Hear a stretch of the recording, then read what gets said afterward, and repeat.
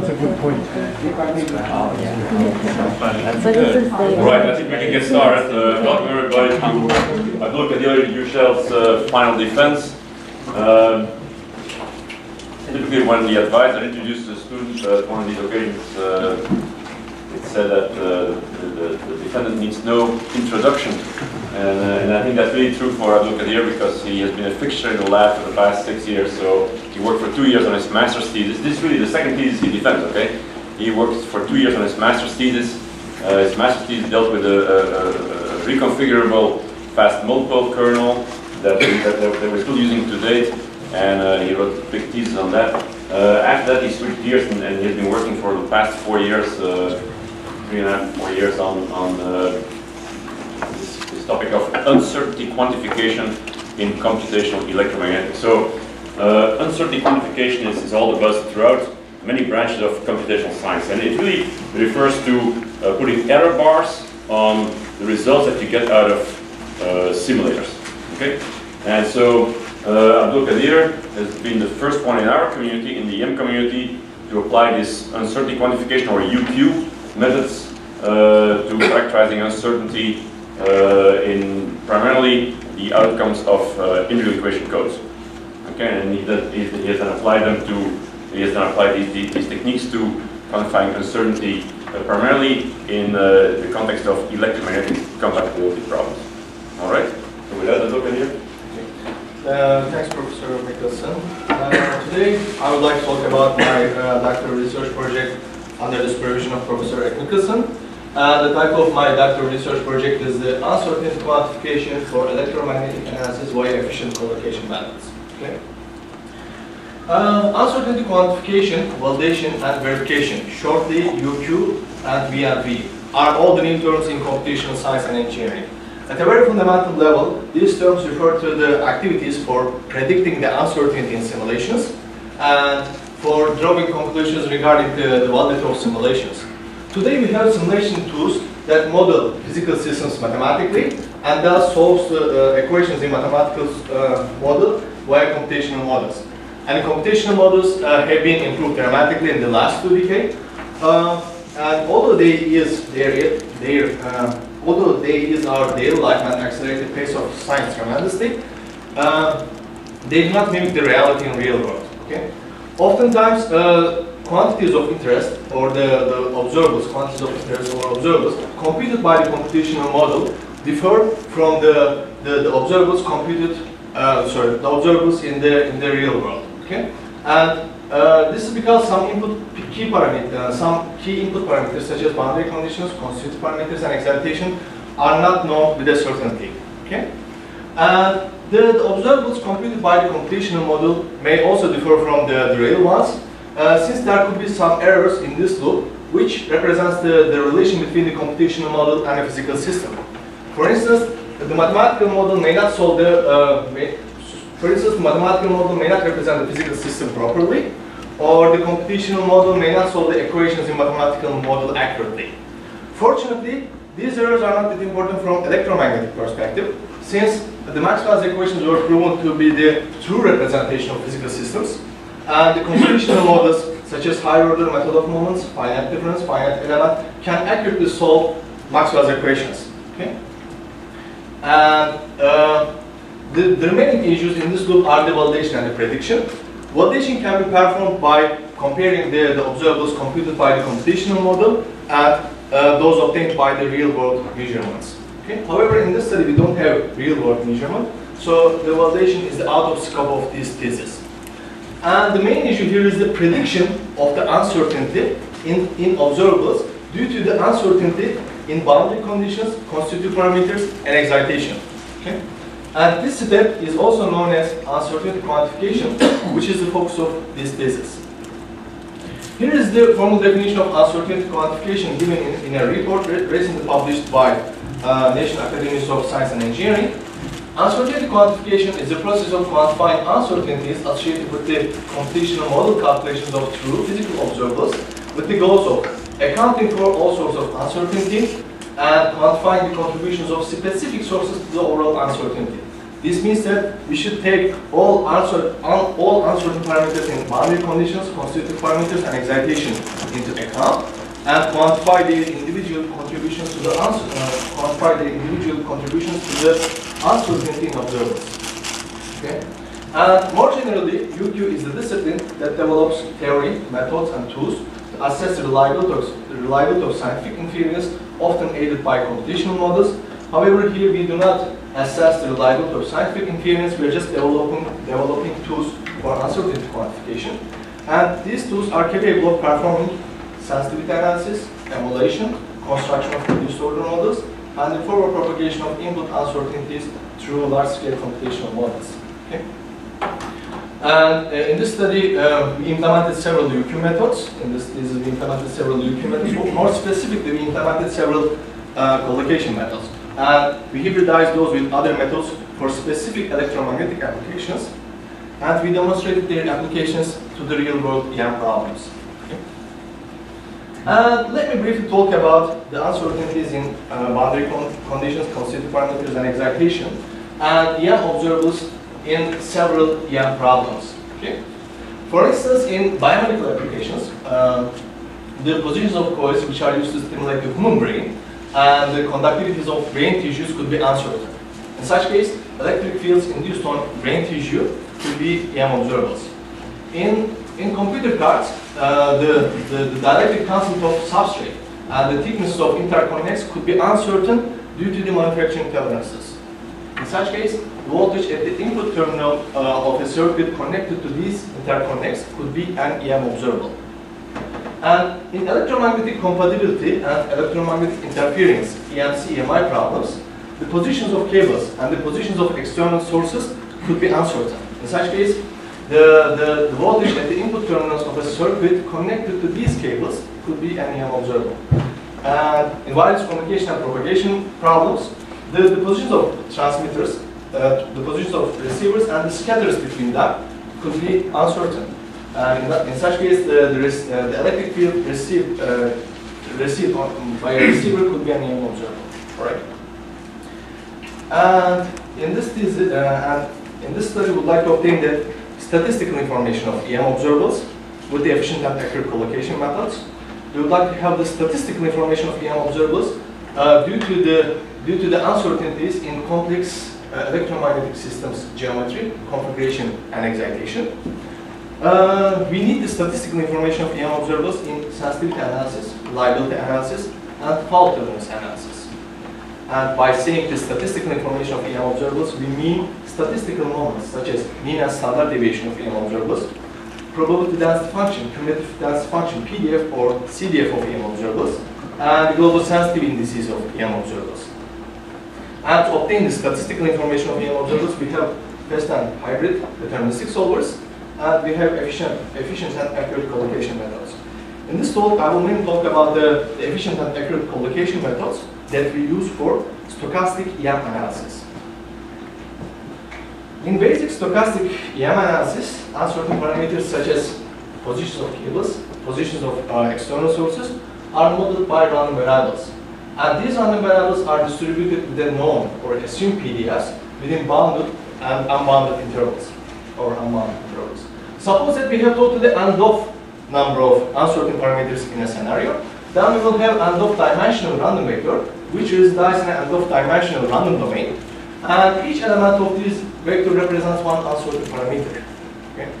And we have observables such as coupled voltage and induced currents, which are functions of these random variables. To obtain the statistical moments of EM observables, one is to evaluate this multidimensional integral here. And this is the expression for the mean, and this is for the standard deviation. And to obtain the PDF and the CDF of EM observable, one can employ a simple and widely known Monte Carlo method. Okay? For a moment, assume that we have only two uncertain parameters in the scenario. What the basic Monte Carlo method does is that it selects a large number of random points on the random domain due to the PDF of random variables, and it computes observable values corresponding to these random points via the deterministic simulator, and it puts these observable values into bins in order to estimate the PDF and the CDF of EM observable. However, the number of deterministic simulator is impractical. This is because each observable value is obtained by computationally expansive deterministic simulation. And in this study, this computationally expansive deterministic simulation is performed either by parallel hybrid integral equation-based Michigan solver that we have, or the parallel integral equation-based A3D simulation engines, or the parallel integral equation-based field solver for tunnels that we developed in this study. Okay.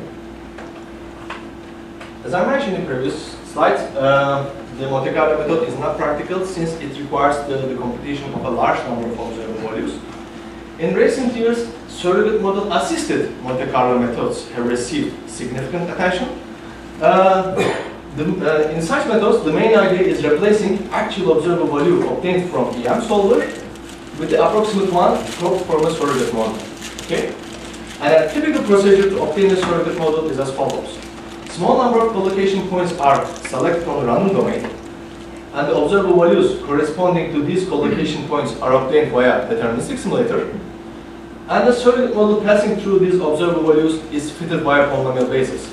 And the Monte Carlo method uses this surrogate model in order to obtain approximate observable values corresponding to all the random points. And it puts these approximate observable values into bins in order to estimate the PDF and the CDF of EM observable. In this study, we use stochastic collocation method, SC method, to generate this surrogate model of smoothly varying observables. And I will give detailed information about the SC method in the first part of my talk. However, SC-generated surrogate models often lack accuracy when the observer exhibits rapid variations and discontinuities. In such case, we generate the surrogate model by multi-element probabilistic collocation method, MEPC method. This method adaptively and recursively divides the random domain into subdomains and generates separate local polynomial approximation for each subdomain. Okay. And I will give detailed information about the MEPC method in the second part of my talk. And the SC-generated and the MEPC-generated surrogate models often lack accuracy when the number of random variables is large. In such case, we generate the surrogate model by high-dimensional model representation, HDMR technique. This technique, along with an iterative scheme which is used to increase the efficiency of technique, will be explained in the third part of my talk. Okay? And here is the outline of the rest of my talk. I will first talk about Stroud-based SC, stochastic collocation SC method, and its application to the EM-CMI problems.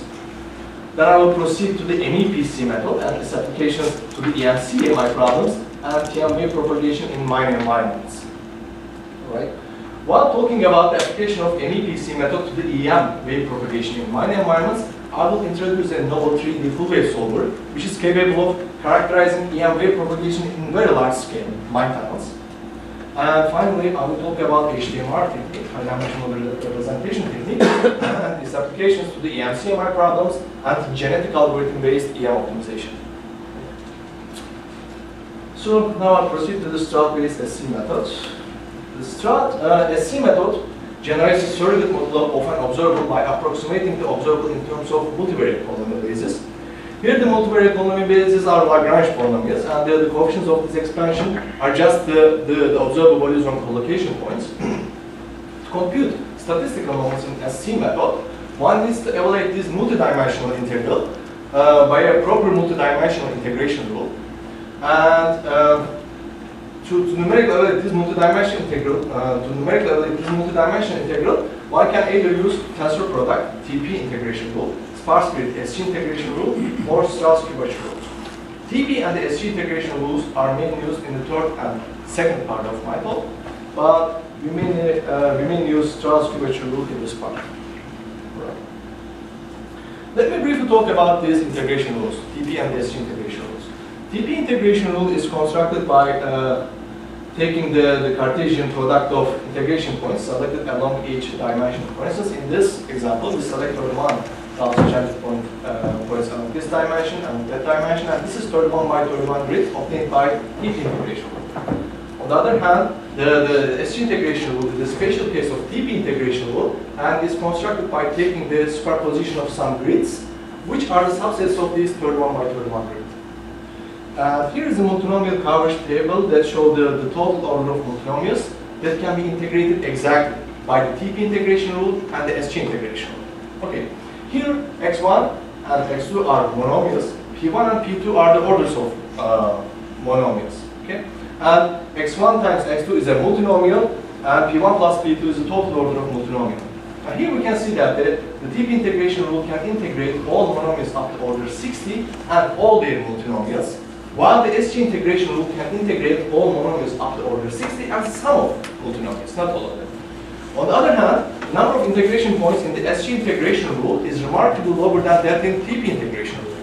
For instance, for 10-dimensional random domain, the TP integration rule, the SG integration rule requires 200 integration points, while the TP integration rule requires around 59,000 integration points. On the other hand, the Strauss-Kubacher rules are far more efficient than TP and the SG integration rules. For instance, for 10-dimensional random domain, S2, Strauss 2, S2 integration rule requires only 11 integration points, while the Strauss 3, S3 integration rule requires only 20 integration points. However, their accuracy is limited. They can integrate the multinomials with the total order of 2 and 3. Okay? And we use, in this part, we use the Strauss-based Kubacher rule for beta and normally distributed random variables. Note that the uniform distribution is a special case of beta distribution, right?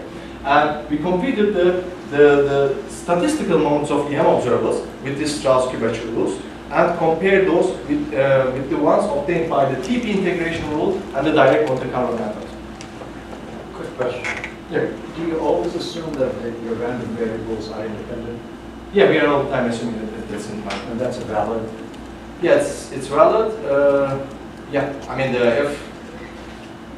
previously I discussed this, but yeah, I mean if there is an dependency or something, we can use the meta transform and then we can map the collocation points to the to the correlated domain, like around correlated random domain.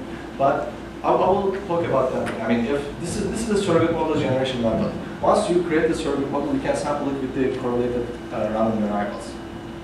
Okay. Or you can create the surrogate model using the correlated collocation points on the random variables.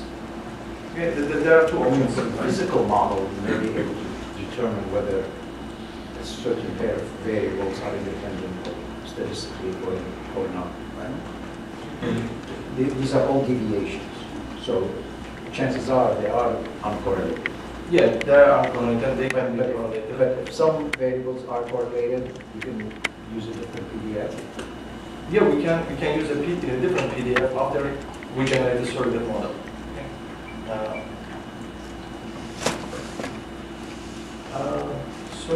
Okay. Here is the first numerical example for this part. In this part, we would like to obtain the statistical information of the voltage at the input terminal of a coaxial cable, which is suspended at 11 nodes. Okay. And our random variables are the angle of impinging plane wave, and the values of terminating resistors, and the maximum cable stack between nodes. In this scenario, we have total 13 uncertain parameters, and all uncertain parameters are uniformly distributed in this range. And we computed the means and standard deviations by the S3 integration rule and direct Monte Carlo method, each of which requires 26 and 5,000 deterministic simulations. And note that we cannot use the TP integration rule for this example since it requires 1.5 million deterministic simulations.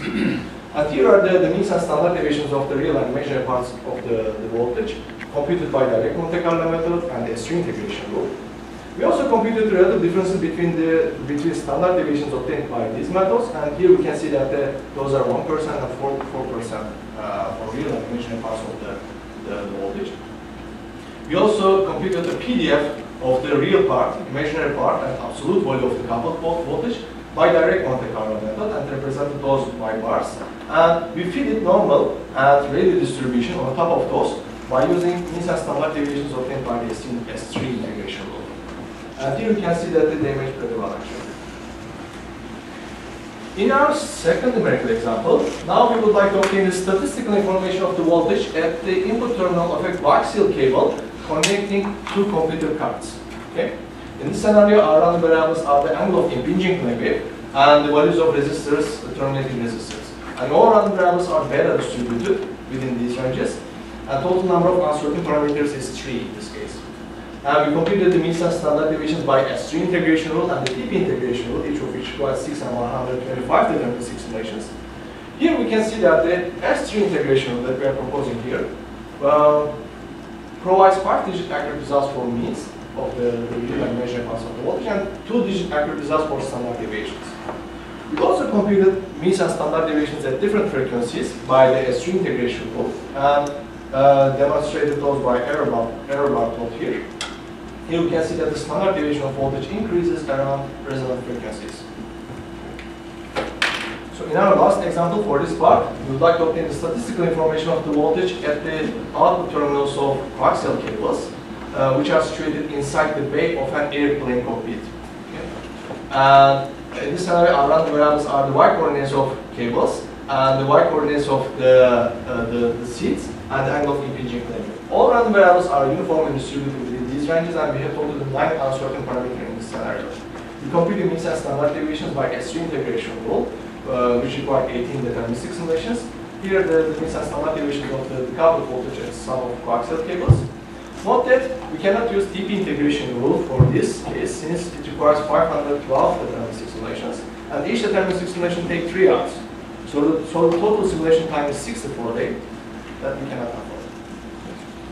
Now I proceed to the multi-element probabilistic collocation MEPC method and its application to the EMC EMI problems.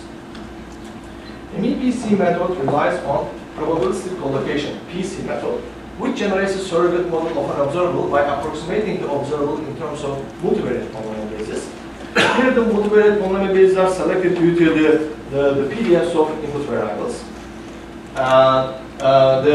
In this study we selected those as Legendre polynomials. And to obtain the coefficients of this expansion is also known as generalized polynomial chaos GPC expansion. We need to invert this relation to get the coefficients. To do that, we use the orthogonality relation of Legendre polynomials and obtain coefficients by numerically evaluating this multidimensional integral here. And to numerically evaluate this multidimensional integral, we either use TP or the SG integration rules that I mentioned in previous slides. And to compute the statistical moments, we just need the GPC coefficients. All right. This procedure enables us to generate the surrogate models of smoothly varying observables. However, when the observable exhibits rapid variations and or discontinuities, this method yields inaccurate representation of observable. For such observables, we use more sophisticated surrogate model generation technique called the MEPC method. Here is the MEPC method. In MEPC method, the main idea is employing more polynomial bases around rapidly varying part of the observable and less polynomial bases around smoothly varying part of the observable. To do that, the method adaptively and recursively divides random domain into subdomains and generates separate local polynomial approximation for each subdomain. By effectively tailoring the polynomial bases on random domain, the method achieves very high accuracy and efficiency. In MEPC method, a subdomain is refined only if the relative error of the variance computed by the polynomial approximation is larger than a provided tolerance beta, and the refinement is performed along dimensions along which the observable changes rapidly compared to the other dimensions. When the observable is a periodic function of one or more random variables, the MEPC method may not be super efficient for generating surrogate models. In such case, we hybridize the MEPC method with the Dirichlet kernel, which was proven to be the optimum interpolator for periodic functions. Okay? Assume that we have an observable which is periodic in the first dimension. To generate the surrogate model of this observable, MEPC method requires 1,519 collocation points. On the other hand, hybrid MEPC Dirichlet scheme requires only 21 collocation points. So we're also proposing a hybrid method here for spatial electromagnetic applications. Here's our first numerical example for this part. In this part, we would like to obtain the statistical information of the voltage across the capacitor of an RLC circuit terminating a lossless transmission line. In this scenario, our random variables are the L and C parameters, and those are uniformly distributed within these ranges. And note that the circuit is operated at resonant frequency. Okay. We compute the means and standard deviations by means and standard deviations of the voltage across the capacitor by TP integration rule direct Monte Carlo method, and the MEPC method with the tolerances 10 to minus 1, 10 to minus 2, 10 to minus 3, and 10 to minus 4. And here are the means and standard deviations of the voltages. We also completed the relative difference between the results obtained by the TP integration rule and the results obtained by all other methods. And here we can see that although direct Monte Carlo method, which is all the time used for stochastic EM analysis, although the Monte Carlo method required 1 million deterministic simulation, it just provides 2 digits accurate results. On the other hand, the MEPC method provides more and more accurate results when we decrease the tolerance of the MEPC method, while it requires far less number of deterministic simulations. And here is the surrogate models of the real parts and the imaginary part of the voltage generated by the MEPC method with the tolerances 10 to minus 1, 10 to minus 2, 10 to minus 3, and 10 to minus 4. Here we can see that the surrogate models become more and more accurate when we decrease the tolerance of the MEPC method. And here, this is the refined subdomains which are used to construct these surrogate models. And we can see that the more and more subdomains are created around the rapidly varying part of the observable when we decrease the tolerance of the MEPC method. We want to say about what is on the 2 axes and why the observable changes so rapidly for certain combinations of these 2 variables. What's going on? Okay, as I said in previous slide, the circuit is operated at resonant frequency. So perturbations or the small change in the LNC parameters affects the observable. Affects the observable rapidly. It changes the observable values rapidly. So for instance, this is in the circuit models. This is the L values, and this is the C values. And the voltage changes, as you see, rapidly in such regime. And obtaining the surrogate model of this observable is not possible with other methods. So as you can see, this method makes more and more subdomains, creates more and more subdomains around rapidly varying parts, and then it creates accurate surrogate models. In our second numerical example, now we would like to obtain the statistical information of the voltage across the capacitor of an RLC circuit terminating serially connected transmission lines. In this scenario, our random variables are the values of lumped elements here and the lengths of transmission lines. And all random variables are uniformly distributed within these ranges, and we have totally 10 uncertain parameters in this case. And we computed the means and standard deviations of the voltage across the capacitor by direct Monte Carlo method, S3 integration rule, TP integration rule, and the MEPC method with tolerances 10 to minus 1 and 10 to minus 2. And here are the mean and standard deviation obtained by these methods. And we also computed relative differences between the results obtained by the MEPC method with the tolerance of 10 to minus 2 and the results obtained by the other methods. And we can see that the results obtained by the MEPC method with tolerance 10 to minus 1 are actually much more accurate than the results obtained by the TP integration rule, while they require pretty much the same number of deterministic simulations. At the time of this project, the researchers have been all the time using TP integration rule. So we did this kind of comparison. Here's the PDS of the real part, imaginary part, and absolute value of the voltage. And this is the PDF, the one with the blue one, obtained by the direct Monte Carlo method. And we also obtained the PDF by the TP integration, which is shown by the black one. And we also obtained the PDF by the MEPC method with the tolerances 10 to minus 1 and 10 to minus 2. As you can see, the red one and the green one. As you can see here, the PDFs obtained by the MEPC method perfectly match with the PDF obtained by direct Monte Carlo method, which uses exact observable values. Okay? On the other hand, the PDF obtained by the TP integration rule is not that accurate, as you can see, also for these PDFs. That's true. Okay, in our third numerical example, we would like to obtain the statistical information of the voltage at the output port of a microwave amplifier. In this scenario, our random variables are the angle of impinging plane wave and the values of parasitic inductors and resistors at the gate, drain, and source of a MOSFET, which is situated at the middle of structure. And all random variables are uniformly distributed within these ranges, and we have totally 7 uncertain parameters. Again, we computed means and standard deviations of the voltage, coupled voltage by direct Monte Carlo method, S3 integration rule, TP integration rule, and the MEPC method with tolerances 10 to minus 1 and 10 to minus 2. And here those means and standard deviations. And we also computed relative differences between the results obtained by the MEPC method with the tolerance 10 to minus 2 and the results obtained by the other methods. Here we can see that the results obtained by the MEPC method with the tolerance 10 to minus 1 are actually much more accurate than the results obtained by the TP integration rule, while the MEPC method requires far less number of deterministic simulations compared to the TP integration rule. And in our second scenario, the microwave amplifier is shielded by a PC and PC box like this. And we computed the PDF of the coupled voltage at the output terminal for this scenario. And we also computed the PDF of the output voltage in the previous scenario when there wasn't any shielding. Okay.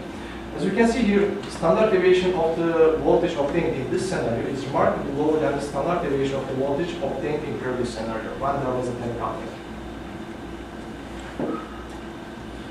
In our last example for this part, we would like to obtain the CDF of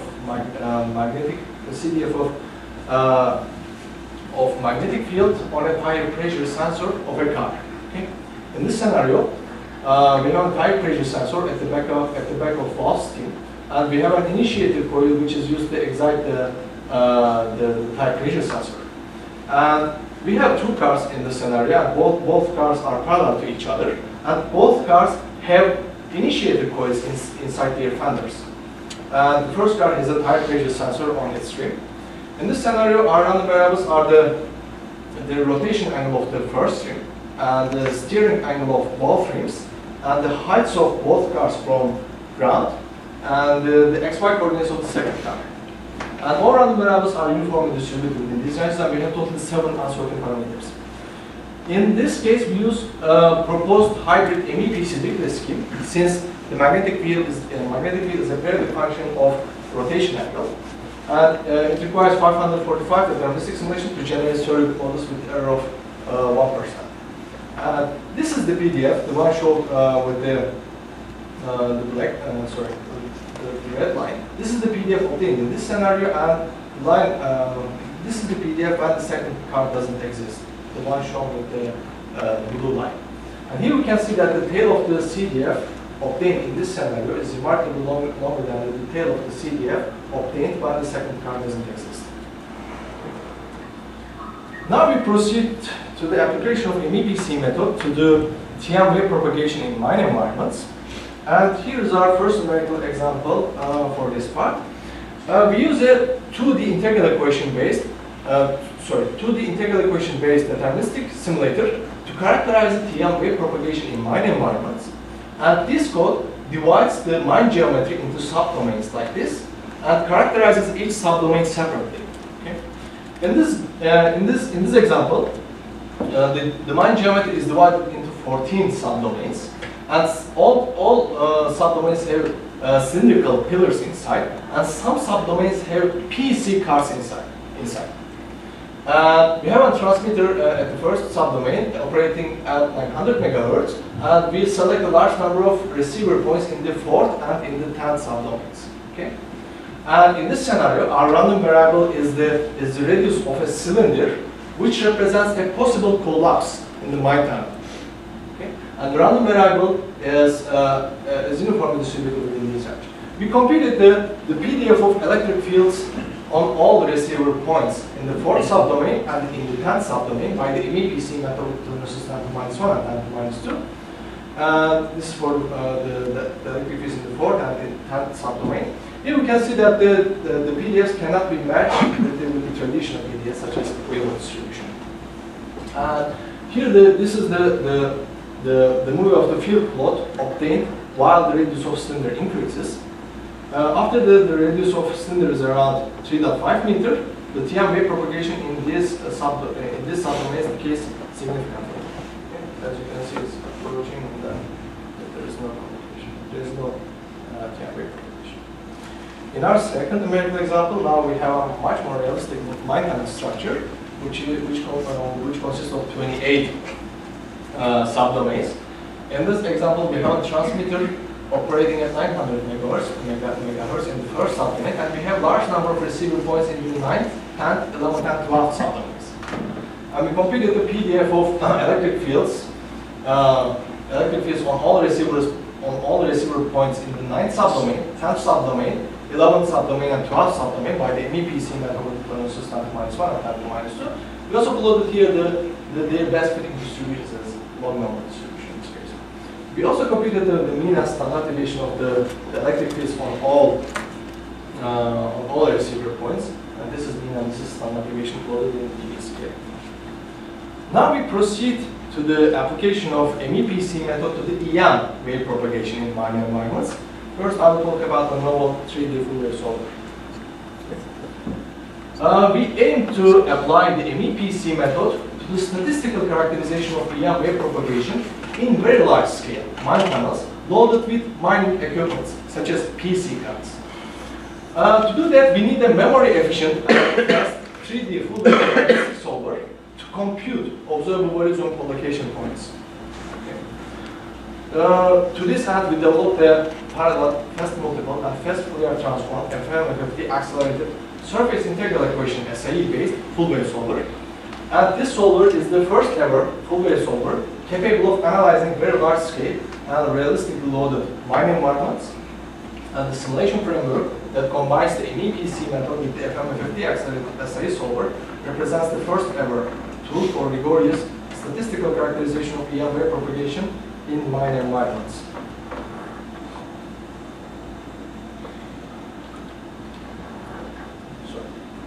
So let me briefly talk about this deterministic simulator. The deterministic simulator actually solves Ogyo, Miller, Chang, Harrington, Wood decided or short the PMCHWT and electric field integral equation or EFOE formulation, which is given here. To do that, the deterministic simulator discretized the electric and magnetic currents on mine walls and the electric current on PC cards by Raoult and Gleason or RWG basis functions. And then it applies a Galerkin testing and obtains a linear system of equations like this. Okay?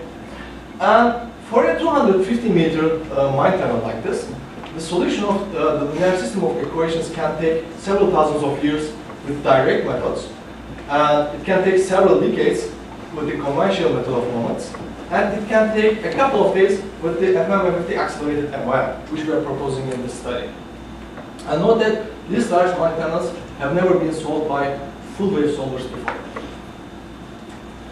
Here is the validation of the deterministic simulator that we are proposing in this study. In this example, we have a 325-meter long mine tunnel, and we have a Z-directed dipole operated at 455 megahertz, and the dipole is positioned 50 meters away from the entrance wall of the mine. Okay? We computed the field values on a line extended from the position of dipole to the end of tunnel. We computed the field values by the proposed deterministic solver and by approximate multimodal decomposition method. Right? And here are the results that we are getting. As you can see, that the results obtained by the full wave solver match with the results obtained by the multimodal decomposition. In our second numerical example for validation, we have a 250-meter long mine tunnel right now, but we increase the frequency by a factor of 2. So in this scenario, we have 250-meter long mine tunnel, and we have an X-directed dipole operated at 915 megahertz. And we computed the X-directed dipole is positioned 50 meters away from the entrance wall. And we computed the field values on a line extended from the position of dipole to the end of tunnel. And we computed the field values by the proposed deterministic solver and the approximate multimodal decomposition method given in this paper. So here we can see that the results match pretty good actually. And a couple of things I would like to tell here. The multimodal decomposition method cannot provide accurate results in the near field region of the dipole, since it ignores many modes launched from the dipole, and also it's an approximate by the way. And also it cannot capture the standing wave phenomena occurs at the end of the tunnel, since it was developed for open waveguides. Here is is the first application of the MEPC method to the statistical characterization of EM wave propagation in mine environments. In this scenario, we have PEC cards which is created inside a rectangular tunnel like this, and we have a Z-directed dipole which is operated for 155 megahertz. And our random variables are in this scenario. Our random variables are the position of Z-directed dipole along X, Y, and Z directions. Okay, and all random variables are uniformly distributed within these ranges, and we selected a large number of receiver points at the end of the tunnel. We computed the PDF of electric fields on all receiver points by the MEPC method with tolerancing of 10 to minus 1. And here it is, and this specific distribution is an academic distribution. We also plotted the electric and magnetic current densities at one collocation point. Okay. Here we can see that the currents and the fields inside this mine tunnel change rapidly. And they are highly sensitive to the perturbations in the positions of mine carts and the position of the dipole.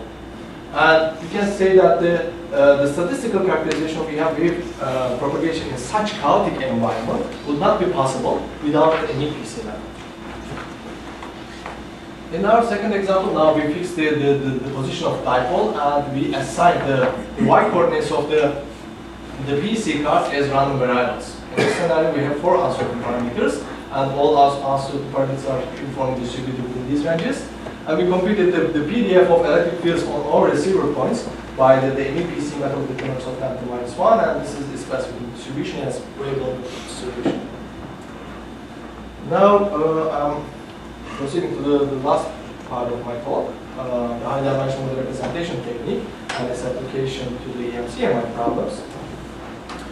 The SC and the SC method and the MEPC method are highly efficient for moderate dimensional random domains, such as dimensionality of random domain is 10 or 5 or moderate dimensional. However, when the dimensionality of random domain is increased up to 100 high dimensions, the polynomial approximation requires 1 million collocation points. In other words, 1 million deterministic simulations that we cannot afford for statistical characterization. Therefore, here we introduce high dimensional model representation, HDMR technique, to generate surrogate models in very high dimensions. The HDMR technique decomposes end-of-variate function or observable into lower dimensional component functions, and this is the HDMR expansion. And in HDMR expansion, V0 denotes the zeroth order component function, which is constant everywhere on random domain. Vi1 denotes the first order component function, which represents the individual effects of random variables on the observable. And Vi1 and I2 denotes the second order component function, which describes interactive effects of random variables on the observable. Since all component functions are defined on lines, on planes, and on hyperplanes, this method is also called cut HDMR method. And all component functions in this study are interpolated with the MEPC method that I described in previous slides. And this method is highly efficient when the higher order component functions do not contribute much to the observable. This is the notation of this method. And let me briefly talk about what these component functions are. Suppose that we expand the HDMR up to third order, and this is the HDMR expansion up to third order. We have an observable which is a function of 3 random variables. And in HDMR expansion, V0 or the zeroth order component function corresponds to the constant order. The first order component functions correspond to monomials, and the second and third order component functions correspond to multinomials here. Okay? Assume that we have only monomials in our observable. Okay? To generate the surrogate model of this observable, we only need these monomial bases here. And the rest of the monomials, monomial bases and multinomial bases given in this table are not necessary. Tensor product construction uses all these multinomial bases to generate the surrogate model of this guy. However, it requires a large number of collocation points since it uses all these multinomial bases. Sparse grid construction uses all multinomial bases up to a limited order, but again, it uses unnecessary multinomial bases here. On the other hand, the HDMR construction limits the total number of total number of random variables participating to multinomial basis. Okay? And it can efficiently generate the circuit model of this observable by only using the monomial basis given here. However, HDMR generated can lose its efficiency in very high dimensions since a large number of component functions appear in the HDMR expansion. To exclude unnecessary component functions from HDMR expansion, in other words, to exclude unnecessary multinomial basis from HDMR expansion, we use an iterative scheme. Let me briefly talk about this iterative scheme by an example. Suppose that we have a 250 dimensional observable like this that consists of all monomials pertinent to all random variables and a multinomial which is a product of first 3 random variables. To generate the circuit model of this observable, non-iterative HDMR technique will includes all these component functions in the HDMR expansion, and to interpolate all these component functions, we need 69 million collocation points. Okay. On the other hand, the iterative HDMR technique will first include the first order component functions, and then by using an adaptivity criterion, it will distinguish the most important random variables, in this case, the first 3 random variables, and it will include second and third order component functions of these most important random variables in the HDMR expansion. Okay. By doing so, it will exclude unnecessary component functions from HDMR expansion and will require only 805 collocation points to generate the circuit model of this observable. And the iterative HDMR technique distinguishes the most important random variables by computing this zeta weight. If the zeta weight of a random variable is larger than a provided tolerance at epsilon 1, it's marked as important random variable. And in broadband EM analysis, the observable is also a function of frequency. In such case, we hybridize the iterative HDMR technique with the expansion of partial fractions, which was proven to be the optimum interpolator to capture the variation along frequency dimension. And this is the expression for the hybrid iterative HDMR and the partial fraction scheme. Okay, now we proceed to the first application of the iterative HDMR technique to the EM-CMI problems. In this example, our random variables are the x and z coordinates of parallel wires, and the values of resistors at the source side and at the load side. And we have total 20 uncertain parameters in this scenario. And all random variables are normally distributed with these means and standard deviations.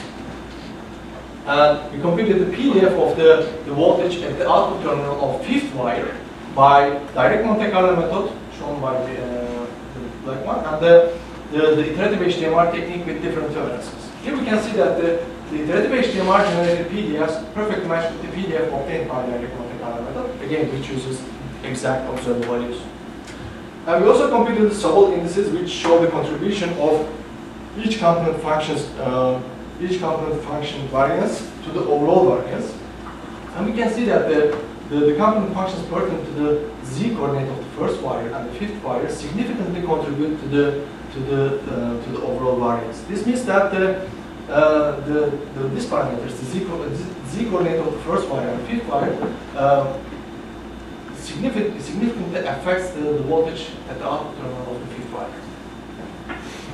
In our last numerical example in this part, we would like to obtain statistical information of the voltage at the output terminal of a cascaded microstrip transmission line network. Okay.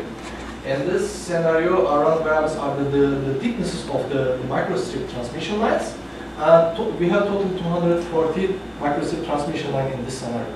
So the number of uncertain parameters in this scenario is 240. And all random variables are normally distributed with this mean and with this standard deviation. We computed the PDF of the voltage at the output terminal of this network by direct Monte Carlo method and the iterative HDMR technique with different tolerances. Here we can see that the iterative HDMR generated PDFs perfectly match with the PDF obtained by direct Monte Carlo method. Now I'm proceeding to the last part, and the application of the HDMR technique to the genetic algorithm-based EM optimization.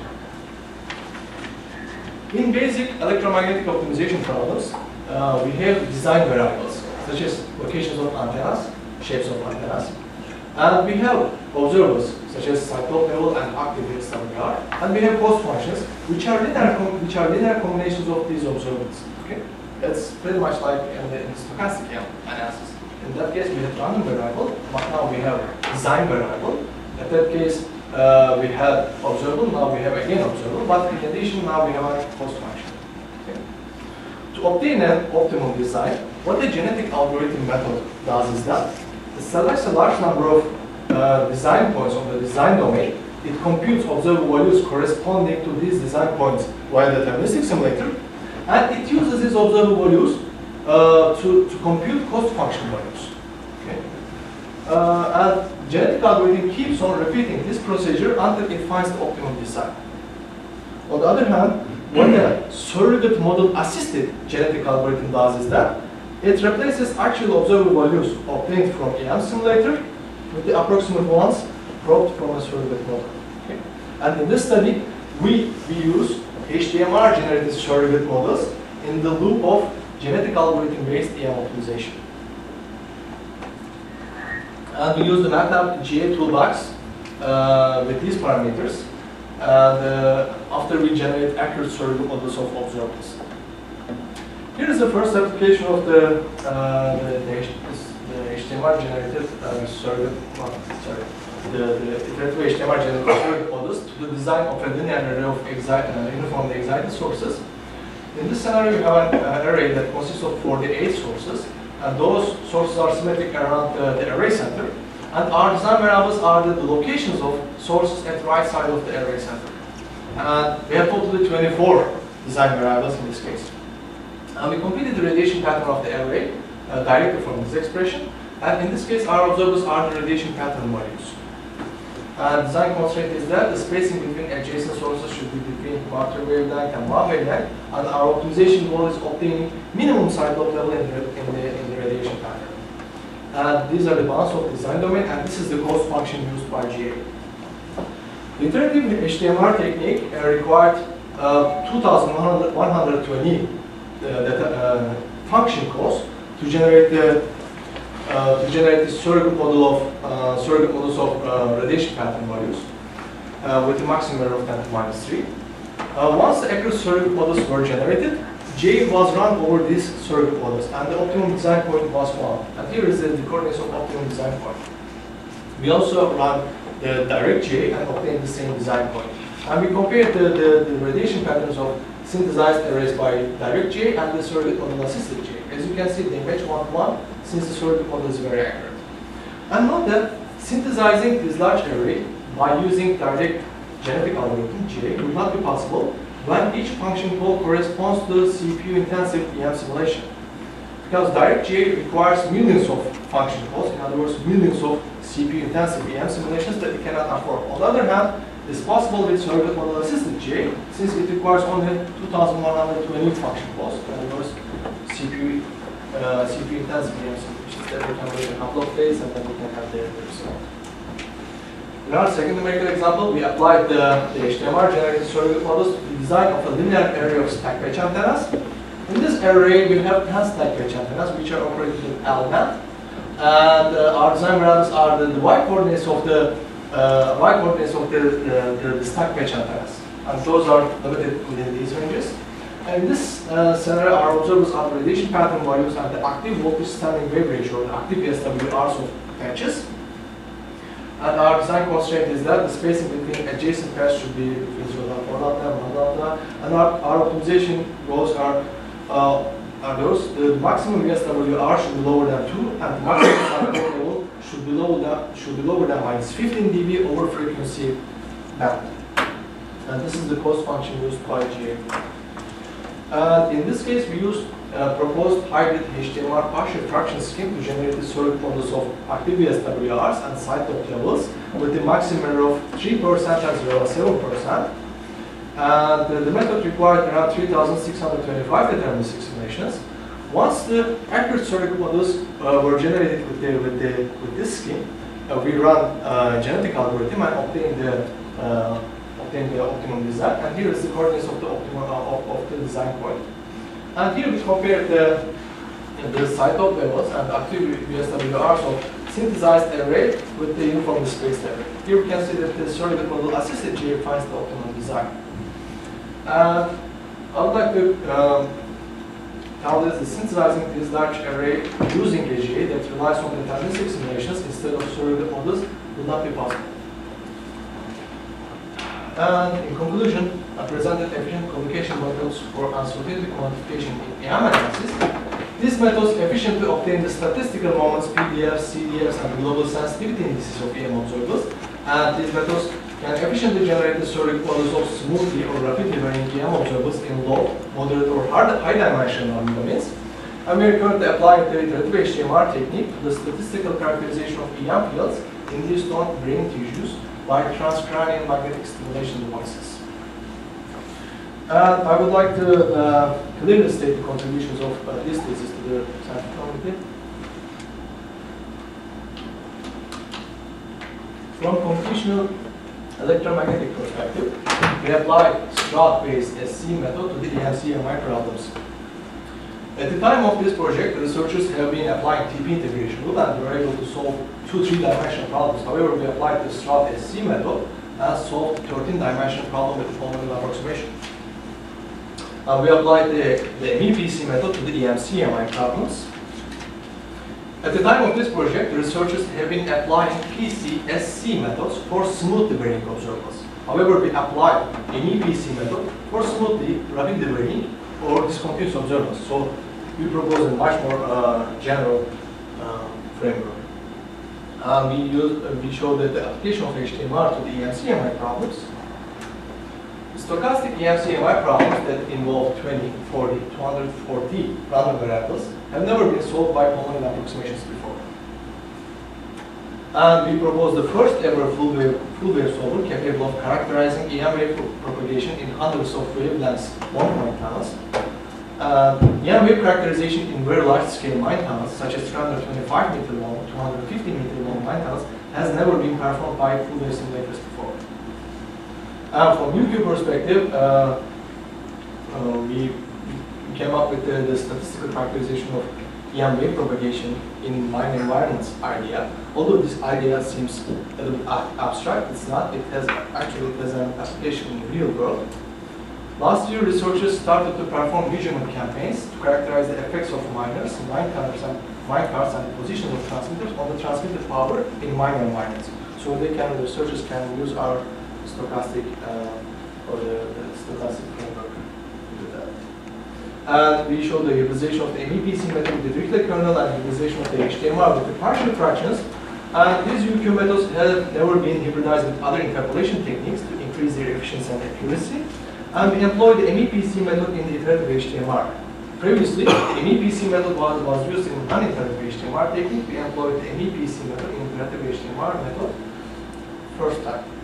From genetic algorithm perspective, we propose the HTMR generated surrogate model assisted GA.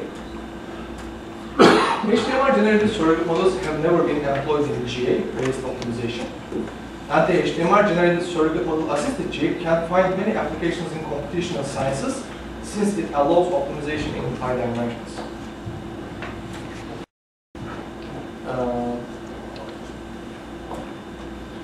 These are the journal papers as outcome of this study. The first one is published. The second one is going to be published in the next issue of the transaction electromagnetic compatibility. And the rest of them are in preparation, but most of them are ready for submission. Go to the journal papers, and we have these are the conference papers and abstracts as the outcome of this thesis. The first 2 are going to be presented in the upcoming course, and the rest of them are published. So totally 15 conference papers and abstracts that we published on this. And I would like to thank my advisor, Professor Eric Nicholson. Without his profound knowledge and intuition, this would not be possible.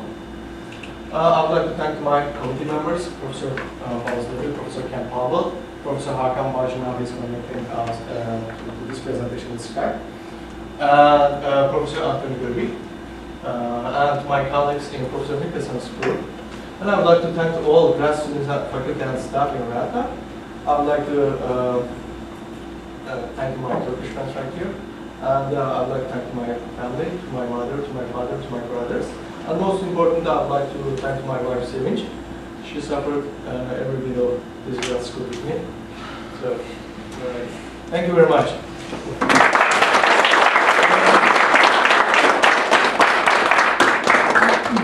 Right, now, so for the committee drills, look at here. You guys can ask questions. Questions from the public? I'm going to try one.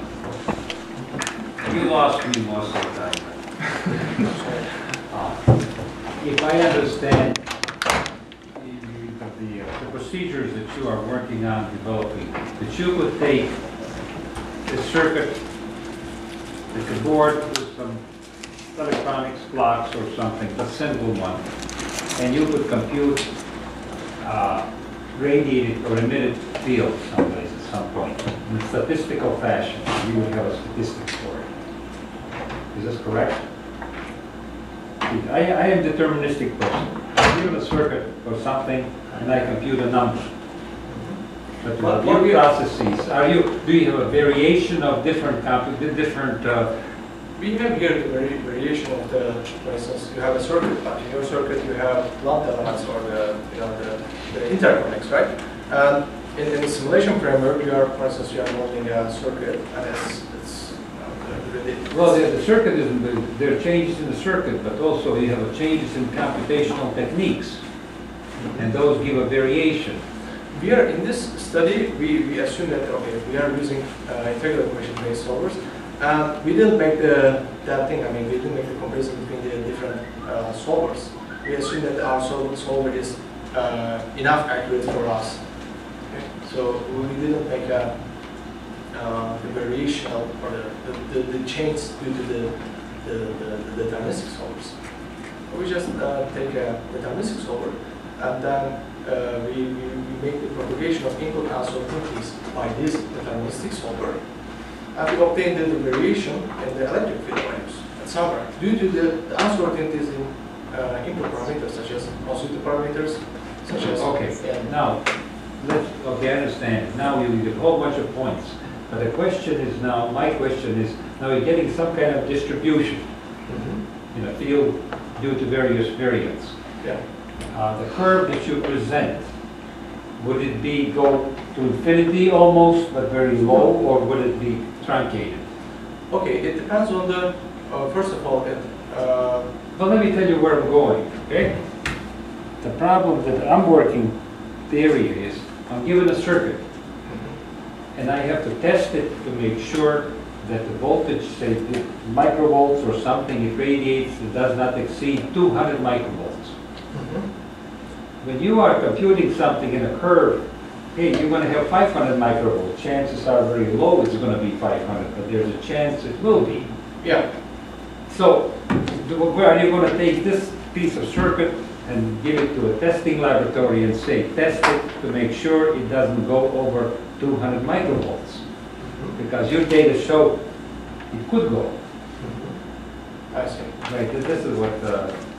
But he will be able to compute the probability that it will.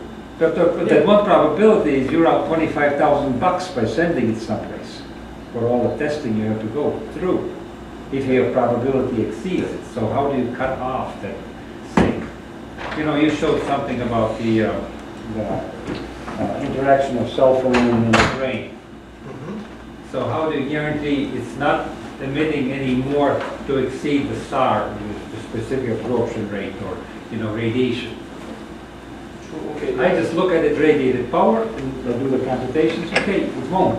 I'm a deterministic person, but you have this curve. Yeah, we have that curve, and then by accounting the 3 dB point or something, or You don't know what the exact position of the coil is, or you don't know what the exact conductivity in the brain is. You assume that. If you assume that you know these parameters, well, then of course you can deterministically figure out what the value of the electric field in the brain is. If you don't know these things, if you're given PDFs of all these variables, then look here with this method can come up with a PDF for the electric field in the brain. So given uncertainty in all these input parameters, he can say, okay, with this probability, the electric field in the brain will not exceed 100 volts per meter. But there should be somehow to put the upper boundary. That's the designer choice. This is when you have a confidence interval or whatever Yeah. you say. Yeah. Now, he did not focus here on UQ methods specifically for describing the tails in the PDFs. So some people do that, he did not do that. So his methods are not optimal for the applications that he described. Yeah, reader, reader and what methods, those are used to get the probability of the Gaussian distribution or any distribution that you are getting for the electric fields. You know, another way of looking at it, Val, is let's assume you're building a circuit. And if you know everything, if everything is exactly in the right location, sure. you No, can no, calculate. right, not right location. But let's. Also, there's a maximum. Right. Worst case. But suppose as a design, you say that you cannot exceed a VSWR of 2, right? You can compute the probability, if these things are random to some extent, the probability that you will exceed it. And therefore, 1.2% of the time, the system's not going to work because you exceeded your VSWR of 2. Mhm. That's the kind of answer you can get. Okay. Okay, you get one minute here because Professor Powell has to be at another meeting at 4 o'clock, so we must give enough time to.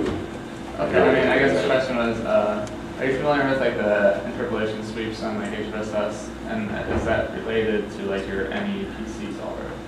Where basically it looks like when your frequency would be the equivalent of like your unknown, I would say, and like it just kind of picks the frequency points that are most closest to like a resonance or something like that. And it kind of looks at these frequency points that are closest to the resonance, and that's how it figures out like what the exact shape of the resonance is. Is that what You must stop this. Okay, So, first of all, I'll write down here we are utilizing the HMR with the expansion partial fractions to capture the frequency Still variation. working on it. Okay, so it's going to be, for instance, for given for a point at random domain, and then there is an additional dimension which is the frequency. Okay, for instance, okay, suppose that we have one uncertain parameters in the scenario, and we have additional dimension which is the frequency. And to capture the frequency variation of that guy, we are using the partial fractions. Okay, if there is the expansion of partial fractions, you can interpolate if you select enough number of the points, you can interpolate any kind of behavior in the frequency dimension. Okay. Therefore, we are utilizing these methods with the as I said, the expansion of partial fractions or everything in order to make them electromagnetic applicable, or in order to show them their. So you understand what I'm doing? For certain types of variations, these polynomial interpolators do not perform very well. And what is currently in HFSS, for example, is much more powerful than the techniques he described. okay. And to do that, to nonetheless apply his techniques to, say, frequency sweeps, he hybridized his polynomial approximations with partial fraction expansions, which are at the root of these fast frequency sweeps. So that's what it is. So these methods have limited applicability. They're all special scenarios for which other types of expansions are better. But he's taken care of that by hybridizing his schemes with these application-specific interpolators. Okay. Okay, I'm gonna ask you to all leave the room. Thank you.